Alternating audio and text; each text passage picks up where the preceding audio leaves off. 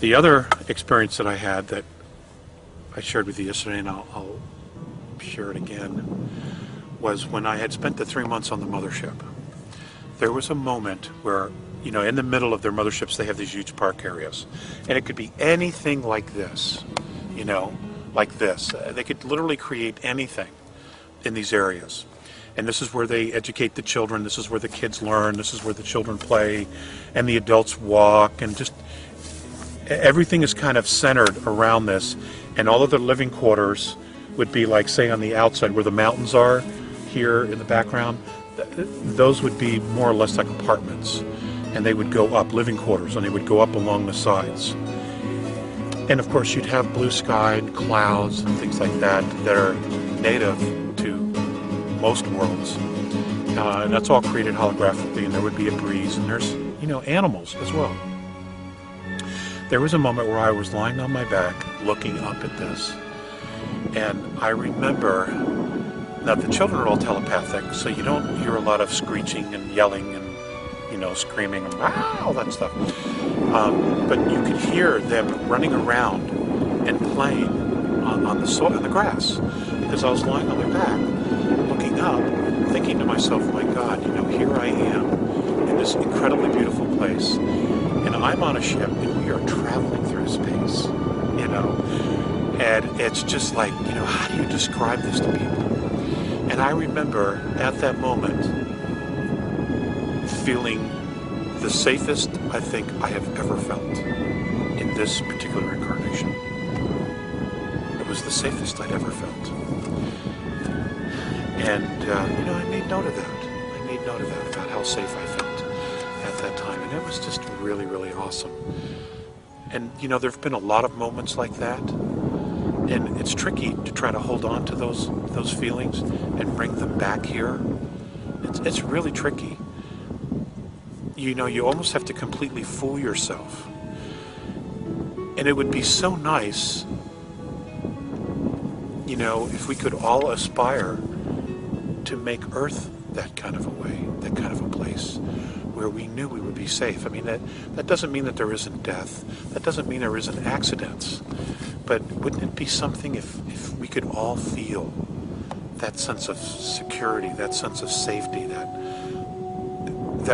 sense of wholeness, you know? And for me, when I'm here and I'm not with them, the only place I get that is in nature. You know, walking around in a place like this and listening to the ravens and the crows and or just listening to nothing, just listening to the quietness and tuning into my own frequency, you know. It's kind of, this is good, you know, this is good. You know, everybody needs to nurture their soul and to replenish their soul. And, you know, just check in with their soul. And, you know, that's what I do out here. You know, at least make the effort to have those moments so that you know what you're reaching for when, you know, when the teachers talk about nirvana, when the teachers talk about wholeness, of spiritual grace, just so that you know, so you'll recognize it. You won't fly right by it thinking, God, I'm never going to get it. You know, and it's not that it's going to last forever.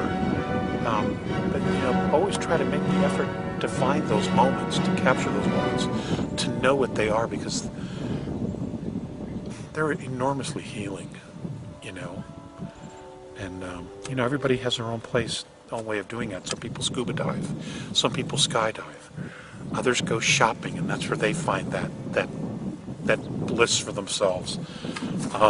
You know, some like to hike in nature and just listen to nature. You know, everybody has their own, but be consciously aware of your day-to-day rituals and just make them sacred. Make your daily rituals sacred in some way so that, you know, you can reach those places or draw them to you. You know, there's a lot of worries these days. You know, the economy, wars all over, and you get worried about the final outcome of, you know, how all this is going to end up and how we're going to get to that safe spot for, you know, all of humanity.